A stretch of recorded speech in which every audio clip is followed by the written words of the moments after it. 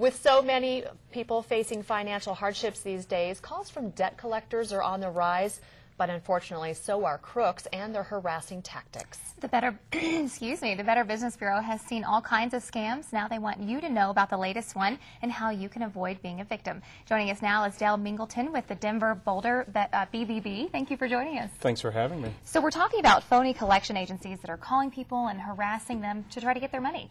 They are, and basically they're using scare tactics to really invite people back in to get their money, get their credit card information, get their checking account information. Talk about some of those tactics that they're using. They're calling up, they've got a lot of information because there's public information out there that they can use to their benefit. Well, as you know, you sign a public trustee deed of trust. So if you're having problems with your home mortgages, that's public record. The other thing is that a lot of folks tell the world about their financial problems through Facebook and LinkedIn and all these wonderful social media.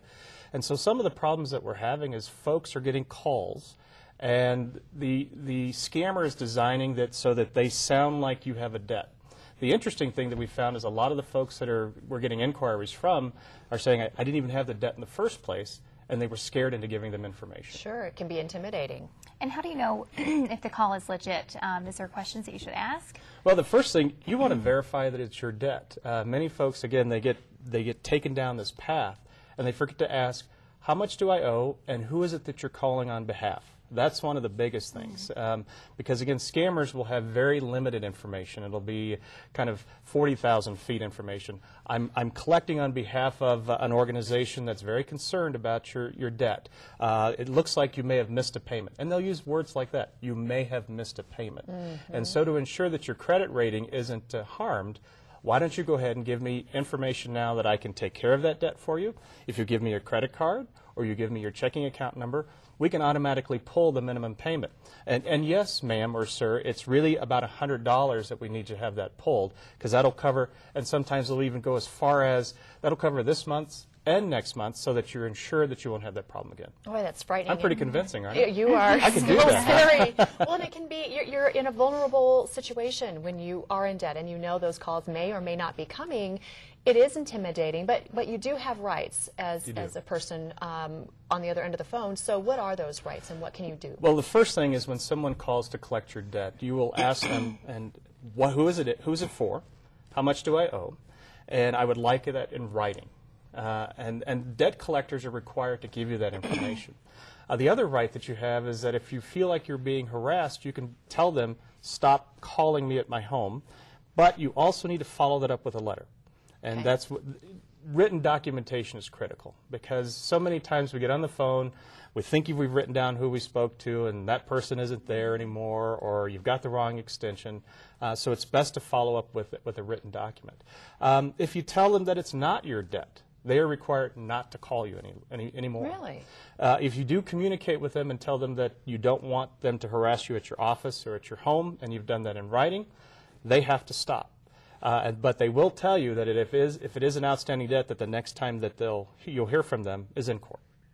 Okay. So you do have some rights. The biggest thing is that you do find that you're getting taken advantage of, or you're not sure if it's call the Colorado Attorney General. We're getting this information from our local Attorney General. Okay. And so you really need to report that. The one thing that we caution folks is don't feel, well, it was just me.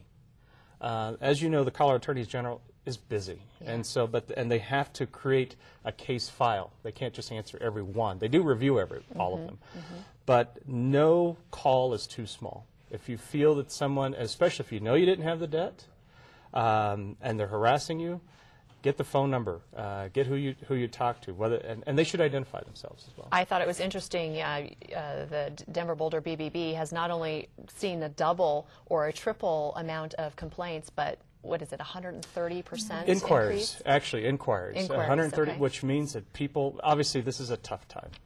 There are a lot of folks that are having debt issues, and folks don't know where to turn, and so they're actually calling us to look at collection agencies. And it's interesting, there are, how do I say this? There are many good collection agencies. Right. That's kind of a strange way to say it. No, I know. But there are collection agencies that follow the rules. They are hired by our company to get the debt back. Okay. And they know exactly the rules. And then there's the not so good collection agencies Then there's also the scammers. So you really have three groups that you have to look at. So we've actually seen that inquiries increase over 09 to 10. I'll bet. Well, great information. Dale Mingilton from the Denver Boulder Better Business Bureau. Thank you so much for joining us. We do have some information. You can contact the Denver Boulder Better Business Bureau at denver.bbb.org or give them a call at 303-758-2100. That's the Denver office. You know, it may take some work to get rid of the scammers, but it is well worth it. Yeah, definitely. Do a little research.